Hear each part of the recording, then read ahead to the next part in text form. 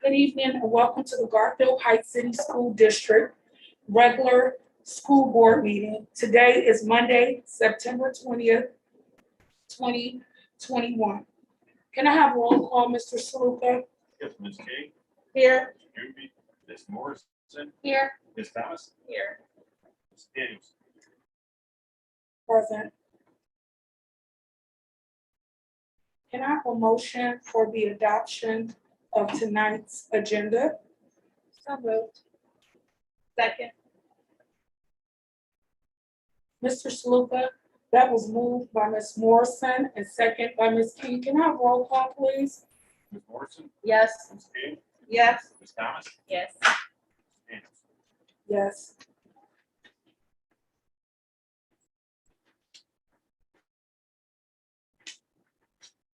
At this time, we will have a moment of silence and our pledge of allegiance will be led by board member Heather Morrison today. Moment of silence, please.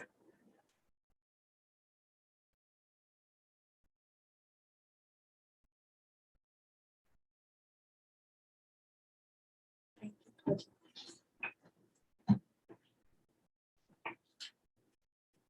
Allegiance to the flag of the United States of America and to the republic for which it stands, one nation, under God, indivisible, with liberty and justice for all.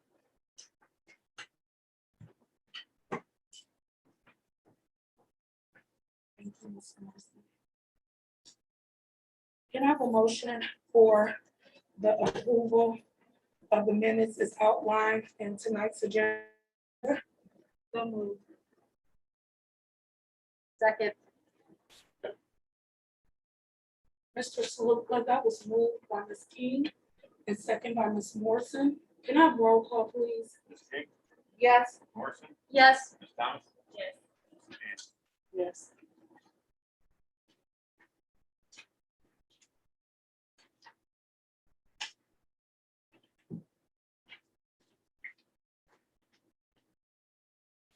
Good evening. And you guys, please be patient. We have laryngitis. So we're gonna try and get through this as best as I can this evening. This is the portion where I have my board president's report. Good evening. As we find ourselves with the start of the 2021-2022 school year officially underway, I want to thank Mr. Hankey and his team of administrators, along with the dedicated staff members who have made the first full month of school safe as well as successful.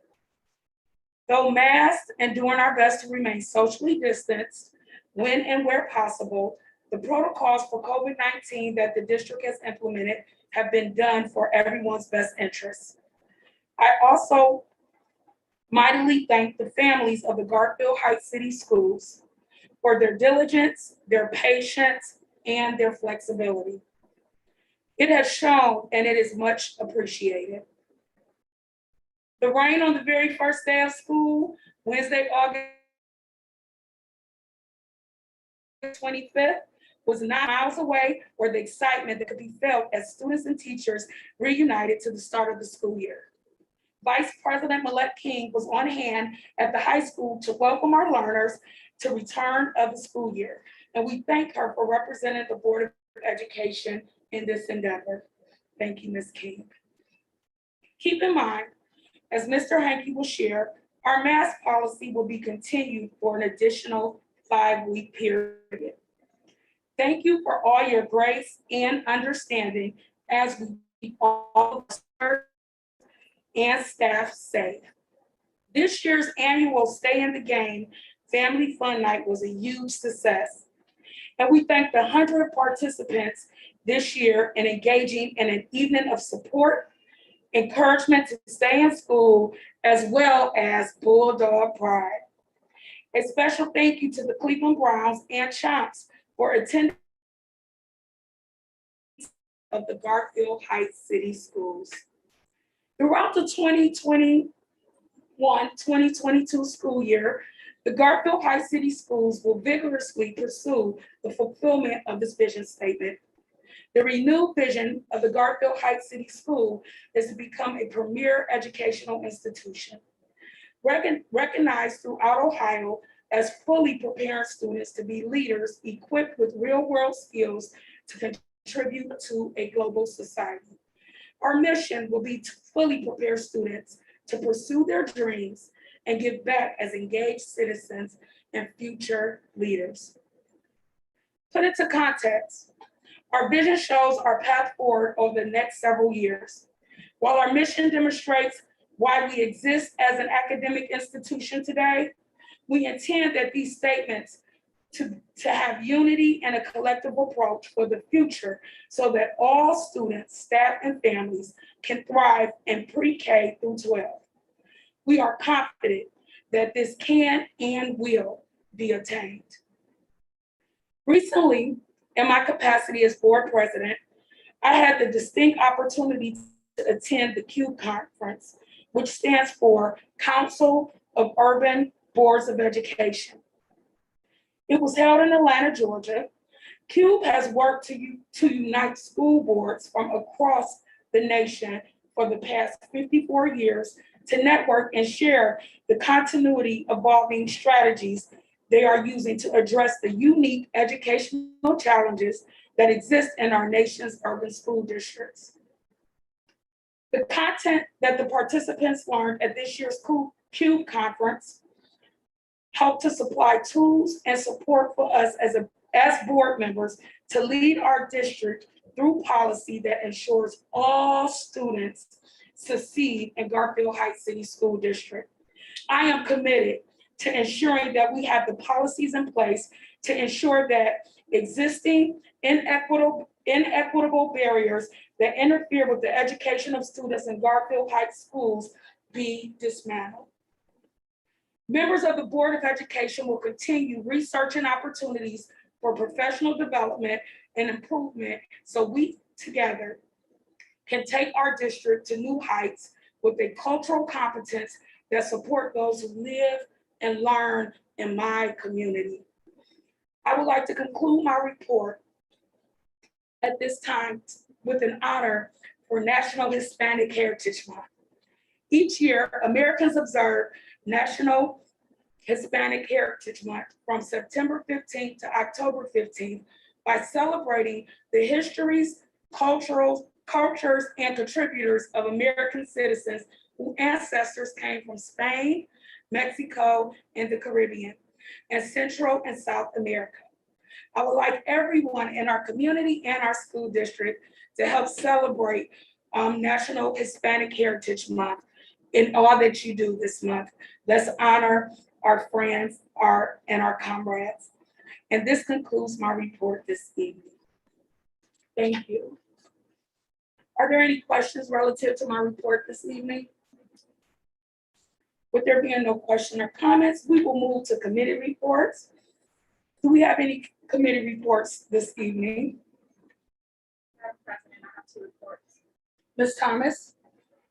Good evening, everyone. I will begin my reports with the student activities report. We are approaching the mid-season of our fall season.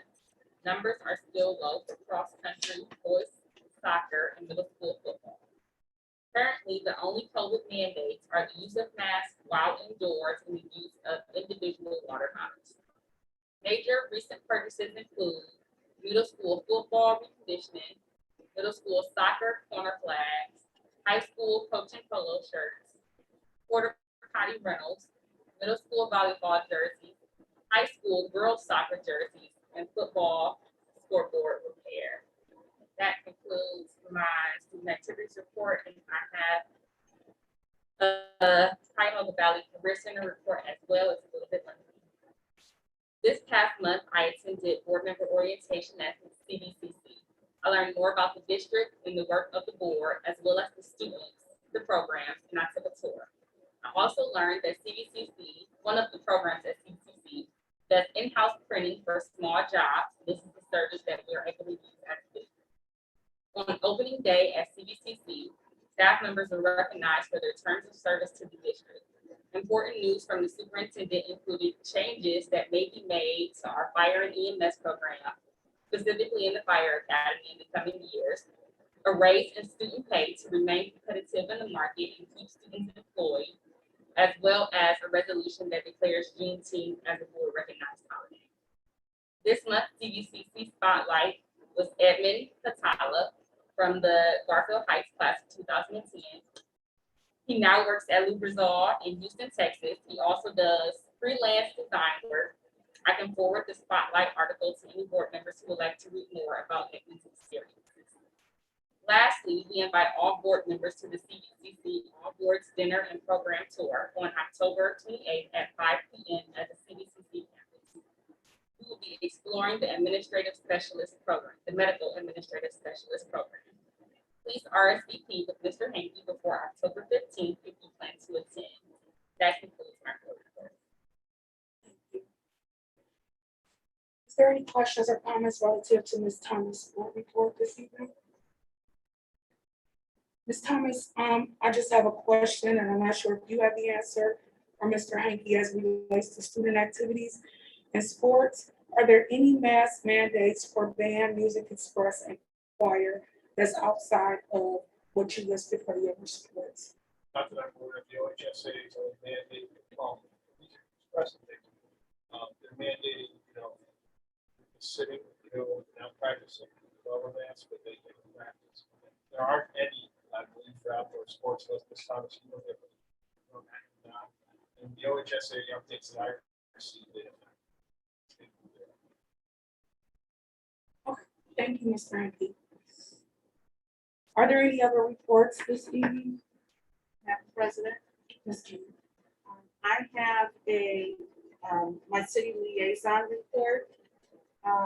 At the last city council meeting, which was the 13th of September, a resident asked the city to explore implementing a gun violence prevention program in light of the increase in gun violence in our city. The city also honored the summa cum laude 4-star award winners from the Garfield Heights graduating class of 2021. And I know that Ms. Hager was there for that. City Council is interested in modeling our procedure practice around comments for citizens. The next City Council meeting will be held on Monday, September 27th, 2021 at 7 p.m. in Council Chambers. That concludes my report. Thank you. Does anyone have any questions relative to Ms. King's report this evening? If there being no question or comments, is there any other reports? President Daniels,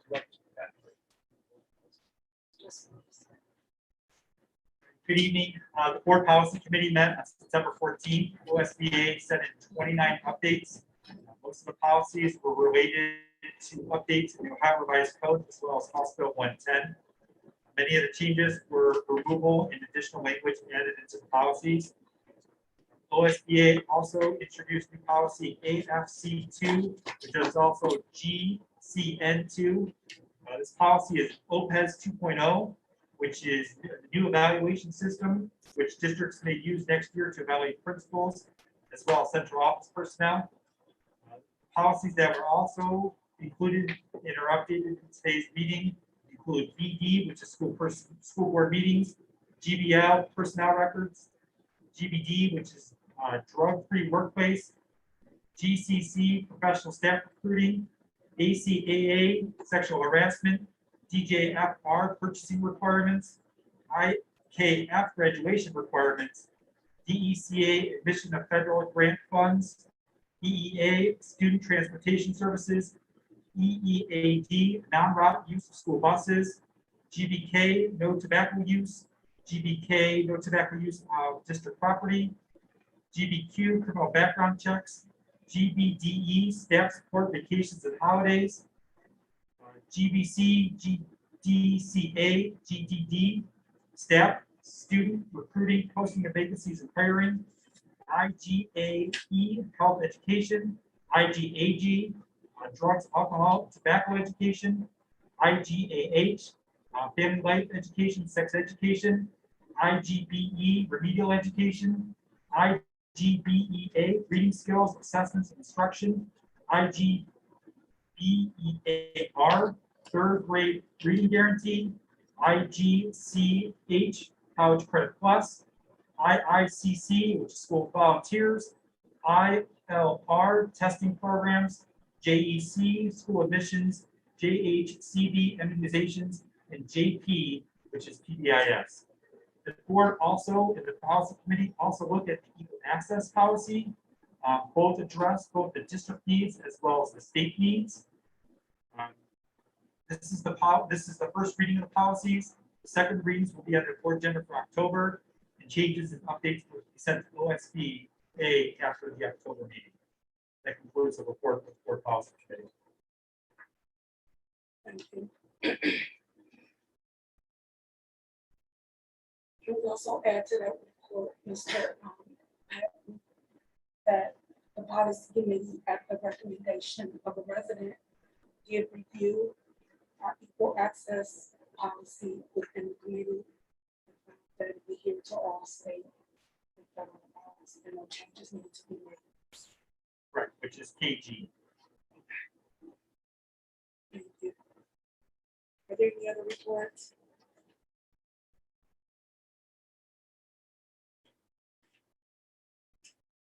If there are no other reports, our next item on our agenda this evening is our presentation from the Human Resource Department.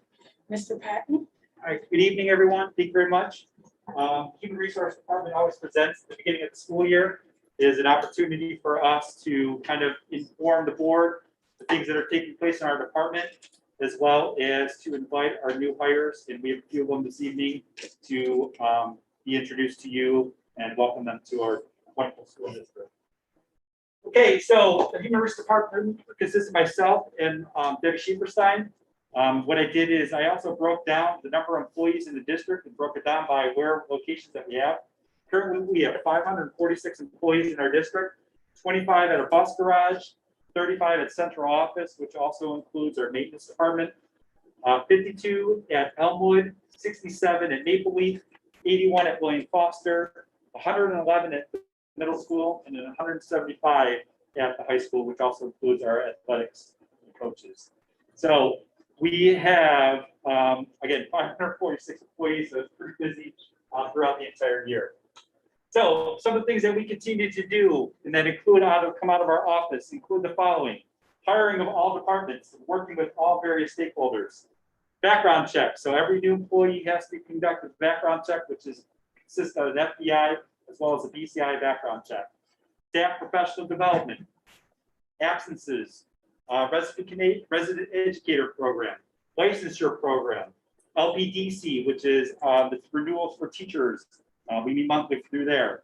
We're also heavily involved in OTES, which is the training that took place for our teachers and currently ongoing right now, as well as our building principals.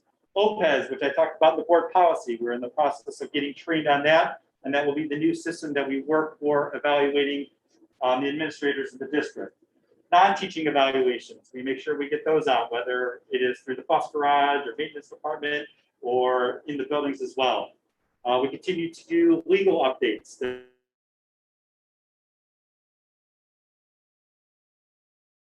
Back and informing as well as central office staff of changes that are taking place. Safe Schools, which is a program that we have for compliance, but also for continue to make sure that our employees are updated on procedures and requirements that are happening in the districts. FMLA, we have many staff members, as you know, throughout our process that go on FMLA. They have to reach out to our department, we have to verify, we have to get the information from doctor's offices, and then we make sure that they are followed up, put on board agendas, as well as those employees. Board policy updates, we talked about earlier. Board docs, union negotiations, contracts, and PBIS. This is just a snapshot of what comes out of Human Resource Department all the time. But again, all the encompassing work that takes place each and every day to help support what we do in this district.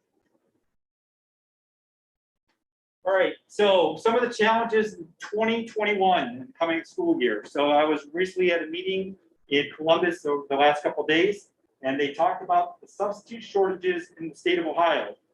And the slide that came up is that 96% of the superintendents in the state of Ohio are reporting a major lack of substitute teachers. This is not only an issue that we are having here in our district, but it's happening across the state. We, as a district, are trying to be very creative and very proactive for those buildings and help to support them when they have absences, because we are having staff for various reasons that I listed in the previous slide already. But we're trying to work through some things.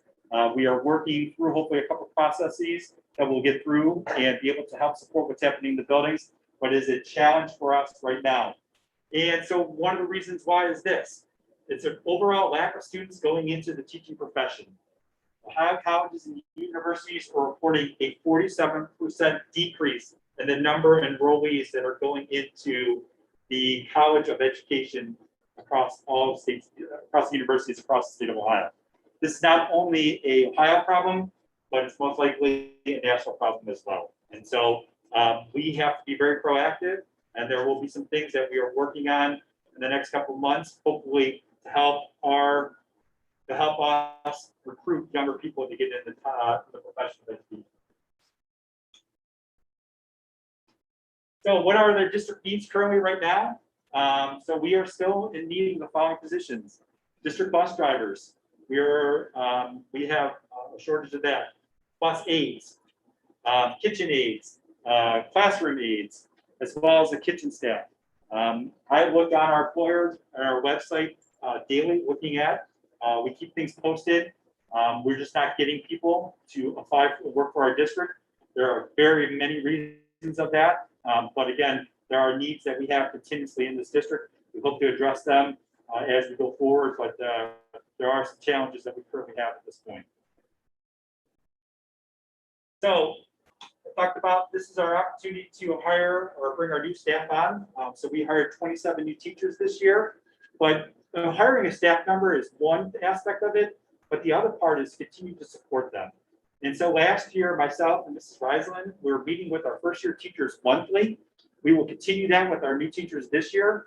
It is an opportunity for us to check in with them, to provide them support of what's happening, but also to give them understanding of what it takes to be a teacher.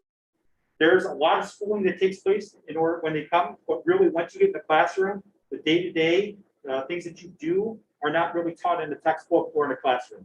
And we need to continue to support our young staff as well as last year and this year. Our second year teachers are meeting with us quarterly. So we already have meetings set up at the end of September for our first year teachers. Another meeting, we had an opening meeting with them in the start of the school year in August, and we will meet with them throughout the entire year. Our teachers last year provided us really good feedback. We continue to use those suggestions going forward with our new teachers, but it's really important that we meet with them. The other thing is this, we also have a teacher mentor program.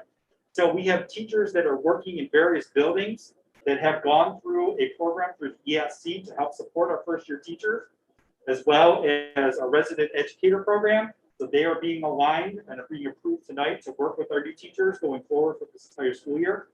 But it also takes our building principals. Our building principals meet with the new staff on a regular basis as well. It's really important that we put all these systems in place to really help our new hires, but really to understand the sense of community and the work that takes place. And then the other thing is this, we make sure that our grade level teams and our TBTs are also there to support. You know, as all of us, as administrators that are in here, as well as some of the teachers in here, we know what it takes. It's really important that you're able to bounce off ideas off your colleagues and know what's taking place and really support what's happening, because working through that crap ultimately helps our students each and every day. So what I did is I listed all our new hires. So there were 2 new hires at Elmwood this year, Brooke Potter, who is an intervention specialist, and then Mary Costello Dixon, but she goes by Kate Dixon. She is a school psychologist at Elmwood. At Maple Leaf, we hired 4 new staff members. First one is Idella Fagan. She is a school counselor. Heather Gorski, she is a first grade teacher this year. Oshana Cleveland, who is a Title I tutor that worked for us for many years. She is a 3rd grade teacher. And Monica Geierman, she is a kindergarten teacher. We also had 5 new hires at One Foster. We have Rebecca Smith. She is a school pathologist working in our preschool program. And one of our new staff members is Brittany Katz. She is here this evening with us. She is a second grade teacher at William Foster, but she's also a Garfield Heights graduate. So we welcome Brittany. Thank you. We also have Allison Jones. She's a fifth grade teacher at William Foster. Our second staff member is Chad Sandlin. Chad came from us through the Lancaster schools. He is a music teacher at William Foster. So we welcome Chad. And we also have Keisha Rogers, who is also another school psychologist at William Foster. All right, middle school. Middle school had several hires. Jennifer Gold is an intervention specialist. Riley Lasswell Bernhardt is an intervention specialist. Whitney Lieber is a health physical education teacher. Kendra McVeigh is a reading teacher, language arts. Danielle Morris is a language arts teacher. Jeff Salzberger is a art teacher.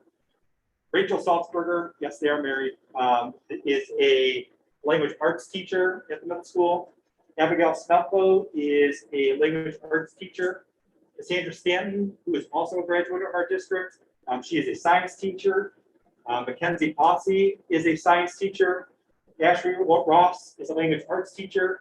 John Clegg is a social studies teacher.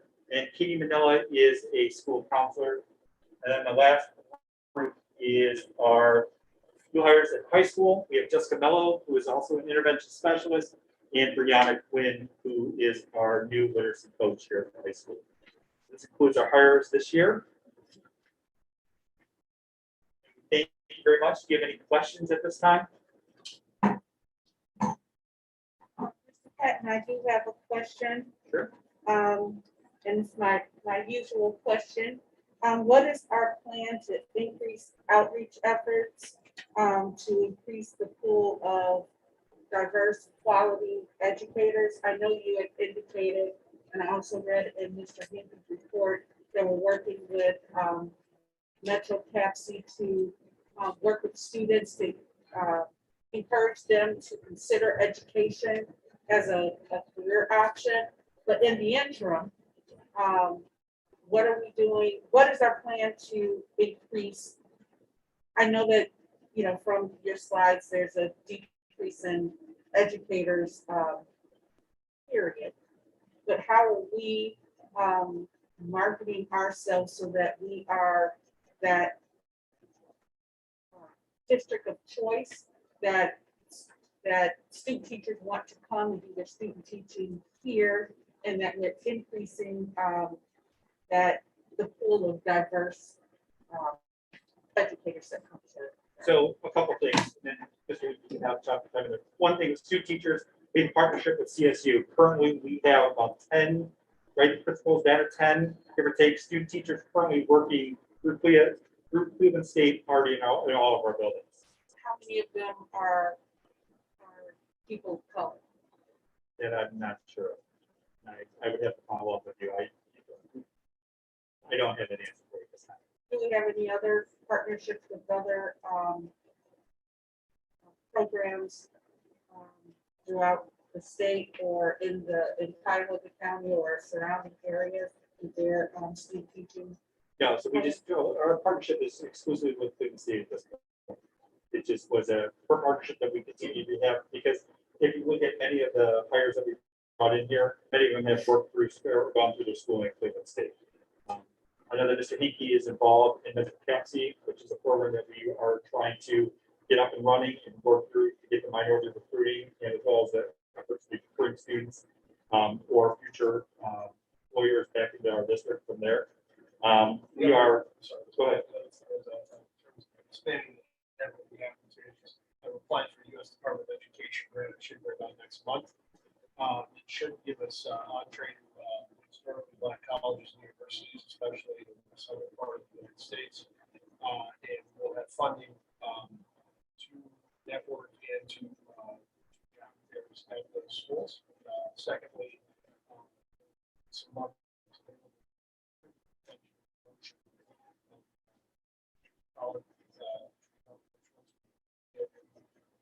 process we get the grant. We should partner with ESC on. We should go kind of funding we have.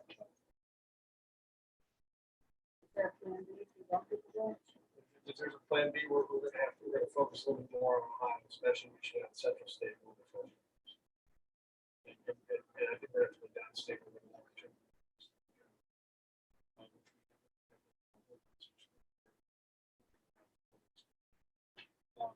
My hope is that this is a whole program that's great. So this is One other thing is, this is happening across all districts. Too. This is the DHR group that had a big discussion about this. Correcting and improving. Anything else? Question. Sure. So do we currently have any full-time teaching vacancies open? We have one position at the Learning Center.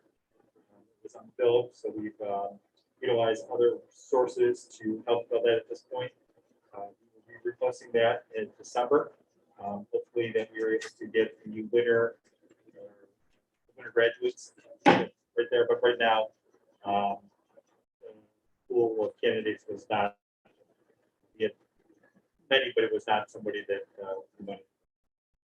We got one.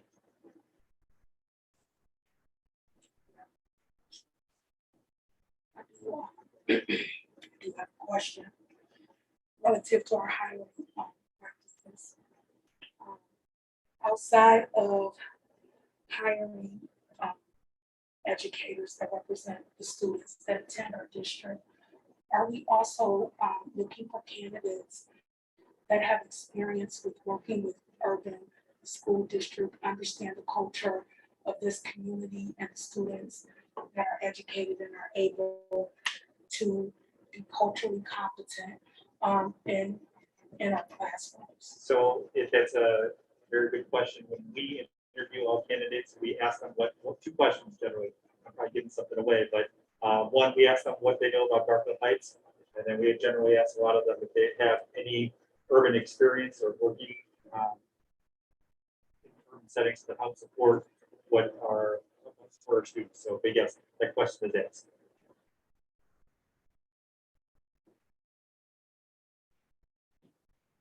Well, I hope that we're able to see some movement as a Board of Education. Just in our desire, we're very committed to ensuring that our students learn in environments that they see representation. And it's not always the race of the educators, but just making sure that we have staff from the top to the bottom of this district that understands the culture of our students and even this community. So I'm looking forward to us moving forward in that area as we go into being more intentional what's best for the students in our school district, because that's whatever environment where our students can learn best. Starts in HR. Can I ask something? Yes. President Daniels? You know, when we're looking at, when you mentioned President Daniels, individuals that understand the culture of our students and our city, that could be lived experience. So, you know, it may be a Caucasian person, but they may have some of the same lived experiences that our students have, and so they're able to relate and build those relationships. So that was just one example, or it could be vice versa. An African American person of color that has the same lived experience as our students. That's another way of really honing in on making sure that our teachers are qualified and are the best employees. I'm just hoping with our relationship with Metro CAPC and some other things that we're really prioritizing as a district to connect, that those opportunities begin to open up for us. Although everybody's having that problem, but a lot of districts are figuring out ways to be competitive in that area. So I do have faith that we're on the right road to kind of build those relationships, connections, and equip our district to be able to be competitive in that area. So at the end of the day, it is what's best for our students and certain things they need to achieve. And I believe all of us has that as our goal. I don't have any more comments or questions relative to the presentation. Thank you so much, Mr. Patton, for your presentation this evening and enlightening us on the hard work that you guys have been doing in the human resource department. Our next item on the agenda this evening is our superintendent's report. Mr. Hanky. Thank you, President Davis. The Garfield Heights City Schools will continue its mask mandate at least through October 29th to continue maximizing the safety and security for our students and staff. As we have done since the beginning of the school year, district officials will monitor the data and observe the guidance, which will continue flowing from our public health officials at the national, statewide, and county levels. Since the 2021-22 school year officially kicked off on Wednesday, August 25th, students and staff have done a fantastic job of meeting the requirements to keep buildings safe, and we ask you to continue with your patience and flexibility. Thank you for your continued support. Garfield Heights City Schools will be hosting a State of the Schools and Finance Forum on Wednesday, September 29th at 6 p.m. right here in the Little Theater at Garfield Heights High School. This event is open to the public. At this forum, we will present an overview of the 2021-2022 school year in a pandemic environment, and Treasurer Al Saluga will be providing a financial update. The State of the Schools is aligned with the district's vision, which is to become a premier educational institution recognized throughout Ohio as fully preparing students to be leaders equipped with real-world skills to contribute to a global society, as well as our mission to fully prepare students to pursue their dreams and give back as engaged citizens and future leaders. On behalf of everyone in the Garfield Heights City Schools, thank you to the staff members, the students, and the families who helped to play a role in making our annual Stay in the Game Fall Family Fun Night so successful on Friday, September 10th. The Cleveland Browns are to be commended for their generosity and support in helping to encourage our students to stay in the game and attend school to the best of their abilities. At this event, the Browns sent Chomps, their mascot, to stir up excitement among the students and generously donated a number of valuable raffle prizes. I also would like to thank the buildings, the school buildings, for helping with their gift baskets, along with the public safety officials from the city of Garfield Heights for helping to make this event so special. Please mark your calendars for the 16th annual Father's Walk, which will be Thursday, September 23rd, this Thursday, 2021, to promote fathers and male mentors in walking their children to school on this day, in addition to remaining involved in their child's education throughout the entire school year. President Davis, this concludes my report. Thank you. Thank you, Mr. Hanky, for your report this evening. Do anyone have any questions relative to Mr. Hanky's report?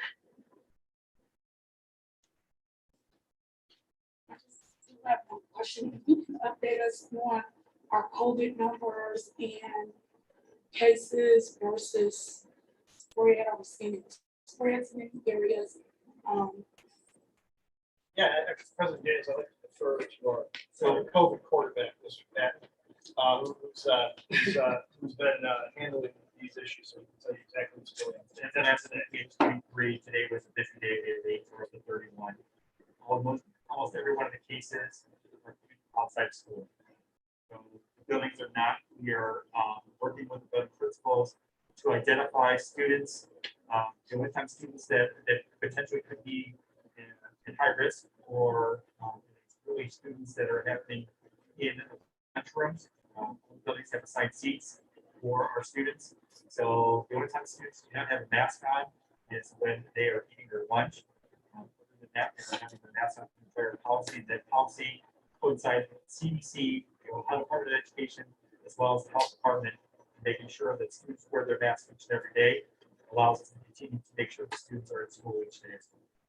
The President Davis, per the board policy of communicable diseases, the superintendent has the right to quarantine students. We do that following the Department of Health guidelines.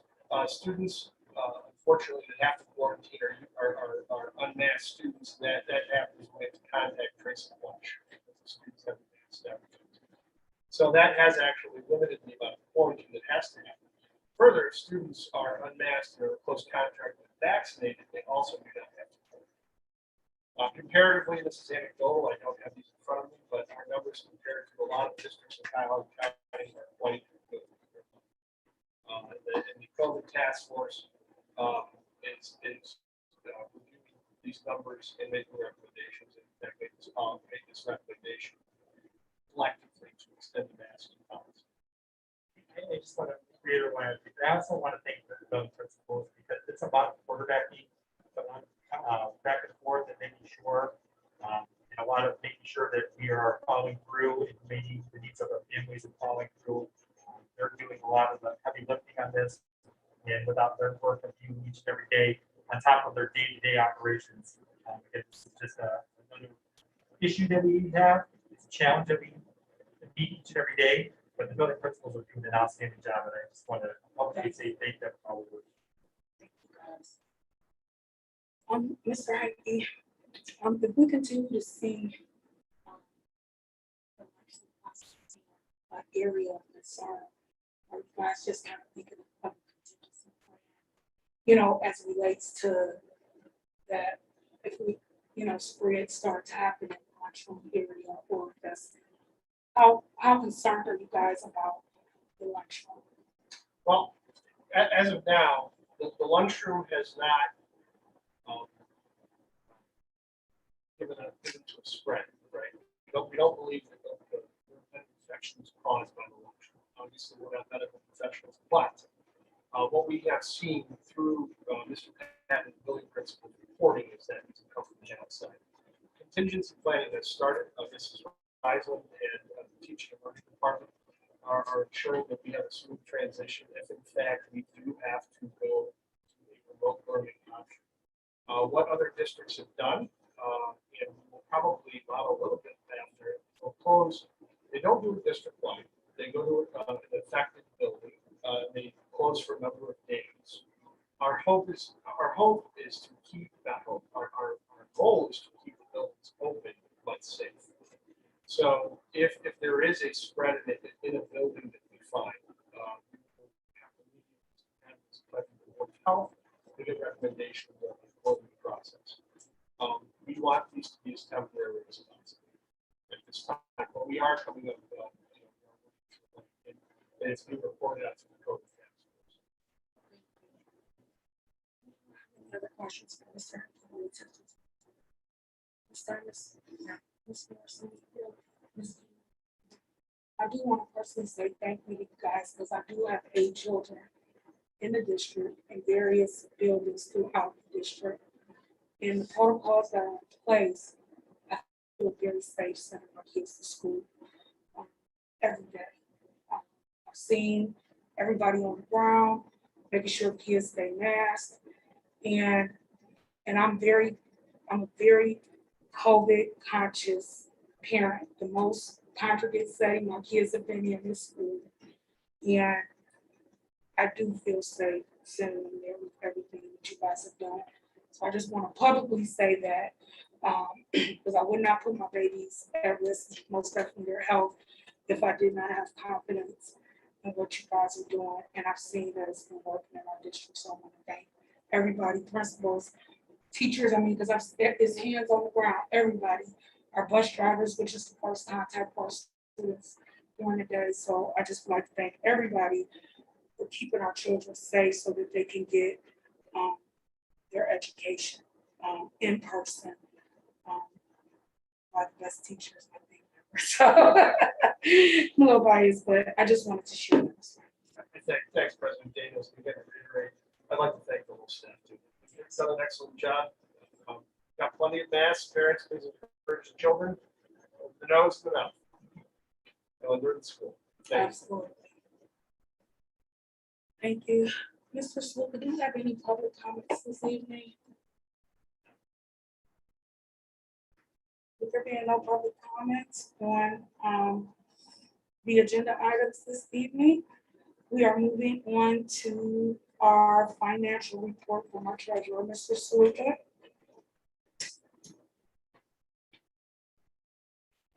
Over an hour. Oh, can I have a motion for to approve the finance? Can I have a motion I don't like it in this detailed form. It's hard to follow everything. Can I have a motion for item 9, which is report and recommendations of the treasurer? So move.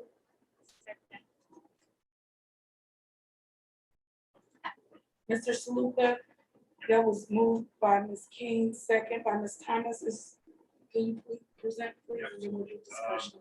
I talked a little bit the 9.2, the approved resolution, appropriation measure, which is really the end. Under Ohio law, the budget for the district. Here. Some caveats of budget, other than the operating fund, the other funds are restricted to their revenue source. Or in the case of the fire fund, the appropriation is that is coming due. The two other funds that are supported with taxpayer dollars is the improvement fund, the facilities fund, that is offset. So those two funds are used to cover our needs. Biggest one, though, is the general fund.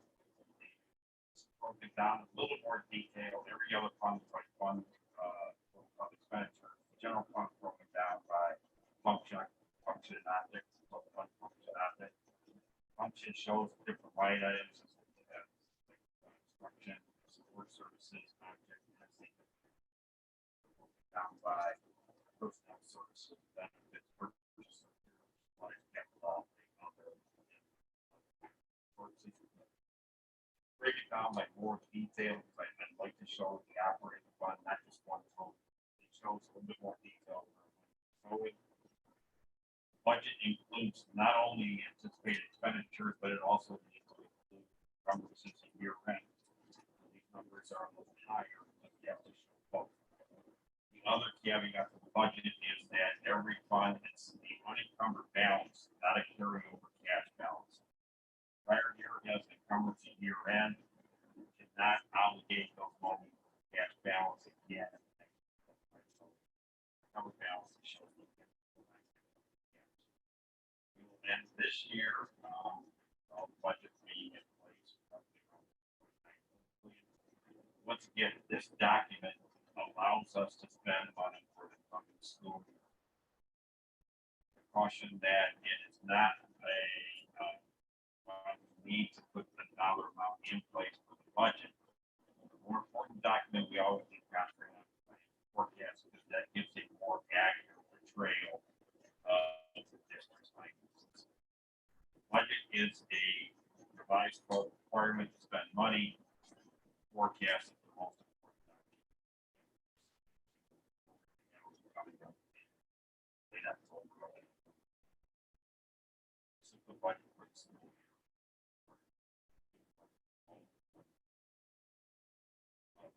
On our website, addresses it the first thing in the morning. What I'd like to do as part of this is I have an explanation in there by each fund, what that fund does, and if there's any adjustments there or any little caveat.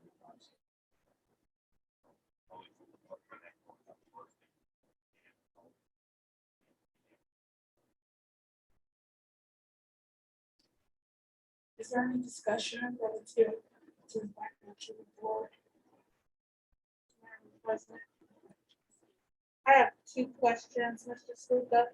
I believe I know the answer to the first one, but I'm going to ask it just to make sure I'm on the right page. In the financials for the personnel line item in July, and then looking at it in August, the July was twice as much. Is that because of the salary increases and, oh, 3 pay month, got you, okay. And then also my next question is around the unencumbered balance for the health and wellness line item. I know that moving into the new way that we're being funded, it includes the health and wellness. the dollar amount that's unencumbered balance from last year, is that, does that have any restrictions on its use or? No, we're just maintaining what we're using it for to spend up that money, and then what will end up happening is the new wellness obligation has not been determined yet, but it'll be part of our overall biannual foundation funding.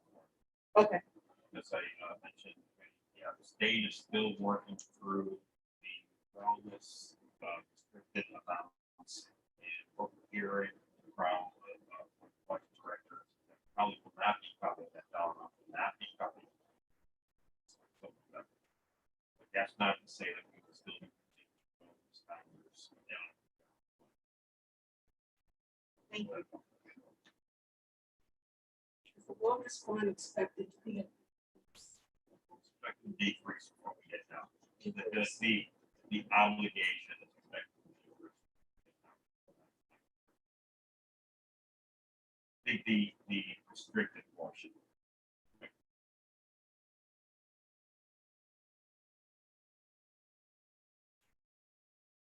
but with the new funding formula, we should. Well, the hard part is the new funding formula is, let's just say the new funding formula came out and the state based the new funding formula on their direct funding of community. So how that's gonna play out. we won't know. In place. I can say this is that if it was fully funded, their school funding plan, this would be getting $14 more. But if you remember, budget, biennial budget legislation only funded 2 years. And so the overall year school funding plan was a 6-year implementation.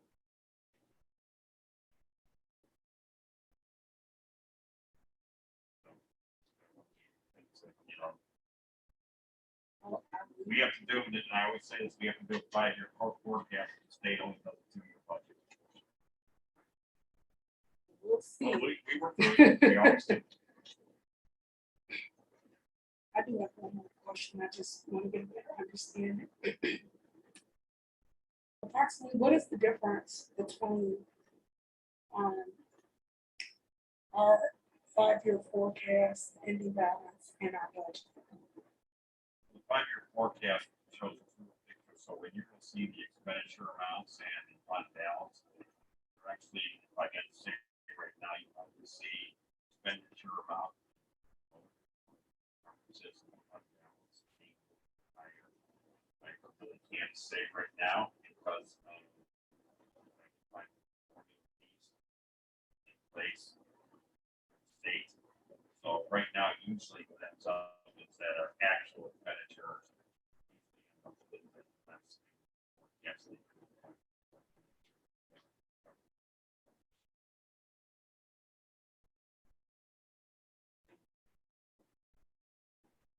If there's not any more discussion on to item 9. Mr. Stoker, that was moved by Ms. King and second by Ms. Thomas. Can we have roll call, please? Ms. King, Yes, Ms. Thomas, Yes. Ms. Morrison, Yes. Ms. Daniels. Yes.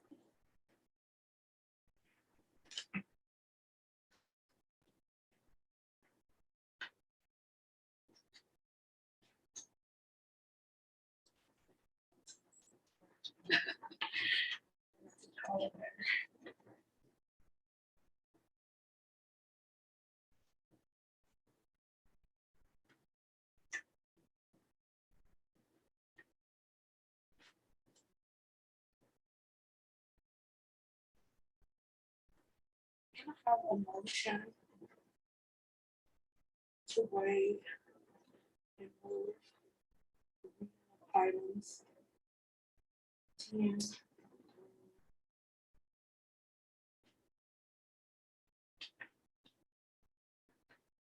18? So I'm asking for a motion to move and waive the reading of items number 10 through 18. Is there a motion?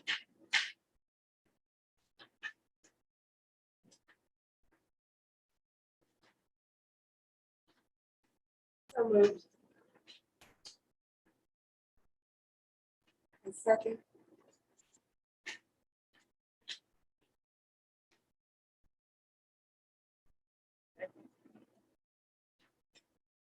Discussion.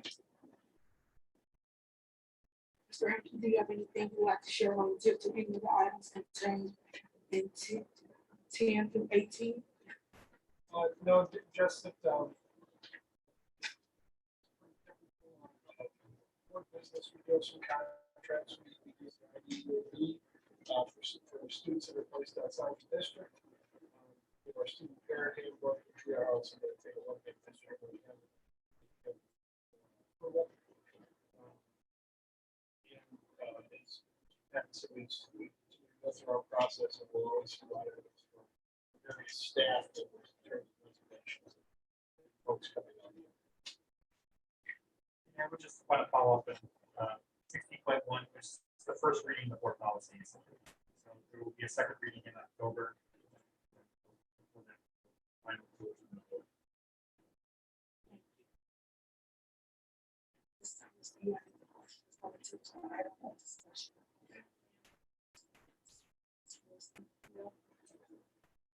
Now, Mr. Hampton, I just have one question.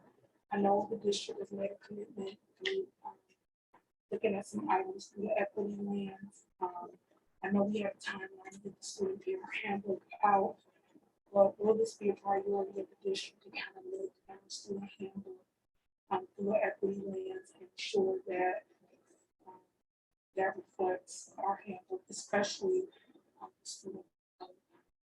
Yeah, we're gonna, the task force. Okay. And, we're gonna also student handbook. I mentioned during the board work session, I took that. But, and they're also going to be in conjunction with board policy. We've committed to meeting with board policy. So, What do we do? I'm just asking. So the policy need to be reviewed first and then the student handbook, or do we make changes to the handbook as we go through those policies? I'm not aware of the winner's answer to that. Okay, Some things we can do under existing policy and some things we can't. I think as we go through and look though, we can do that work and say, okay, this particular piece of it, we can change or do something. This one, policy. I don't know. and will best practices be for us to work on this and then adopt this new student handbook for next school year for the 20? Yes, Okay, yes, I yeah, truly because we believe that. don't- Some of the things we're working on, you know, in the framework of the handbook, restorative practices, especially at the expulsion level, have been pretty successful. It's a good job. Also, in terms of making sure that we're able to have in-district educational options for students through that process, but that's something also, that's in one example. yeah, I think there's some work to be done before they even get to expulsion. Sure. You know, just district, well, I mean, it's not just the Garfield Heights school district issue, but this is something most districts are just kind of looking at, like, everybody have one for the next school. The student, you know, up to 10 days in school year.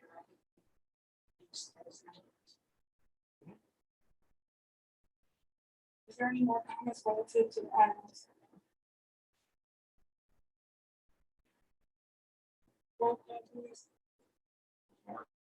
Yes. Thomas. Yes. Yes. Anderson. Yes. It's on the Do we have any remarks from the public relative to miscellaneous school items this evening, Mr. Slipper?